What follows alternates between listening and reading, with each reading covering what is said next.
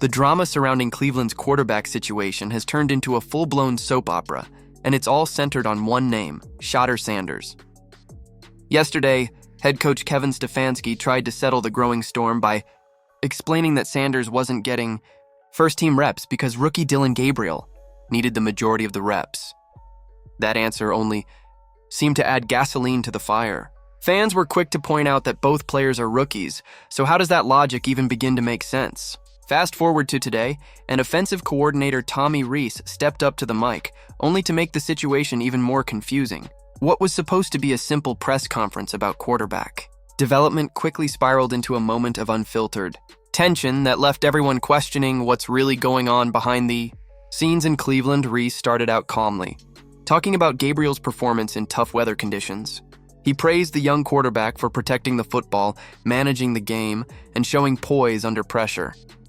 His tone was professional, but every word carried a faint hint of defensiveness, as if he knew what everyone was thinking. He described Gabriel's ball security and decision-making like a proud mentor, noting how well the rookie managed the game's chaos. But when reporters shifted the focus toward Shadur Sanders, the mood shifted instantly. Gone was the confident praise. Instead, Rees started talking about unique challenges, limited reps, and the need to be creative in how they develop both rookies. It sounded more like an excuse than an explanation, and fans immediately picked up on that. Because when both quarterbacks are new, there's no real reason for one to hog all the opportunities while the other watches from the sidelines. Behind Rees's calm demeanor, you could sense a growing frustration, not just with the media's relentless questioning, but also with the situation itself. The Browns have a long history of quarterback drama, and this just feels like another chapter in their ongoing saga. From Baker Mayfield's fiery exits to Odell Beckham Jr.'s explosive departure, Cleveland has never been short on controversy. Now it seems Shadur Sanders is the latest to step into the eye of the storm. And it's not just about football, it's about perception, politics, and ego. Sanders isn't just any rookie. He's the son of Deion Sanders, a name that carries massive weight in the sports world. He's a social media star, a former college sensation, and a player whose brand power alone brings cameras and headlines wherever he goes. Yet, despite all that, he's standing on the sidelines, helmet in hand, while someone else takes the reps that could define his career. Rees tried to soften the blow by saying both quarterbacks were bought in and mentally prepared.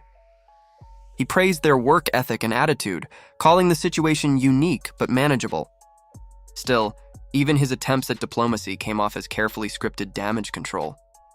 He admitted that it's unusual to develop two rookie quarterbacks simultaneously, something most NFL teams avoid because it creates unnecessary chaos and divided focus.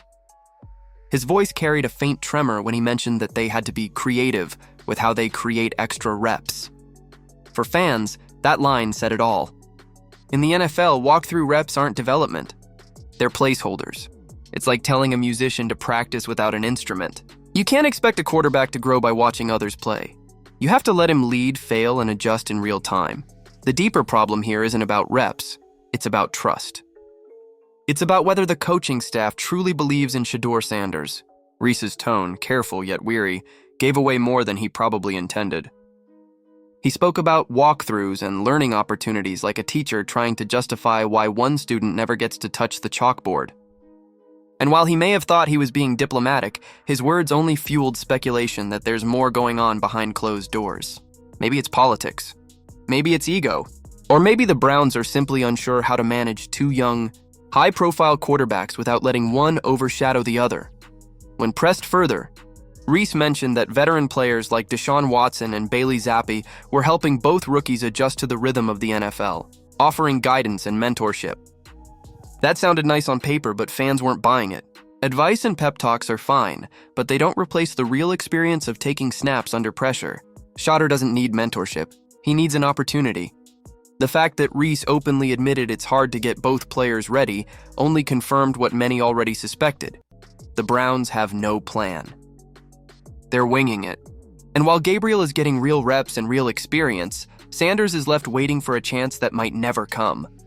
The optics are even worse considering Sanders' reputation. This is a player who's been preparing for the NFL spotlight his entire life. He's disciplined, media-trained, and has performed under immense pressure at Colorado. His college highlights are filled with poise, accuracy, and leadership. So the idea that he's somehow not ready doesn't sit right with anyone. It's not about ability, it's about opportunity. And when the Browns continue to sideline him without a clear explanation, it sends a message. Maybe this is less about football and more about control. Tommy Rees tried to maintain his composure, but his body language told a different story. Every answer felt like a tightrope walk, cautious, rehearsed, and strained. He knows the narrative is slipping away. The fans aren't fooled. The locker room isn't blind. Players notice when favoritism creeps in. They notice when one guy gets every chance to shine, while another can't even get a fair shot in practice. Rees might believe he's keeping things professional, but in reality, he's only making the divide more obvious. His repeated mentions of creativity and walkthroughs came off like an admission that the staff doesn't trust Sanders with the offense just yet. Or worse, that they've already made their choice. At this point, Cleveland's quarterback room feels less like a competition and more like a stage play with a script everyone's pretending to follow. Gabriel plays the role of the trusted rookie. Sanders is the understudy waiting for a line that never comes. The media sees it. The fans feel it. And every time Rees or Stefanski steps to the podium, they only dig the hole deeper. Because when you have two rookies and you consistently choose one over the other without a transparent reason, it stops being about strategy. It becomes about politics. And no one wins when politics start calling plays. As the storm brews, Shedeur remains patient, professional, and quiet, for now. But everyone knows that silence doesn't last long in Cleveland. The fans want answers. The media wants headlines. And unless the Browns change course soon, this story could explode into something much bigger than quarterback reps. It could become another cautionary tale of a franchise that never learns how to handle its stars. What do you think? Is Shadur Sanders being treated unfairly in Cleveland, or are the coaches just doing what they think is best for the team? Drop your thoughts below. And if you love following the twists and turns of stories like this, make sure to hit that like button, subscribe for more updates, and turn on notifications so you don't miss the next chapter in this ongoing quarterback saga.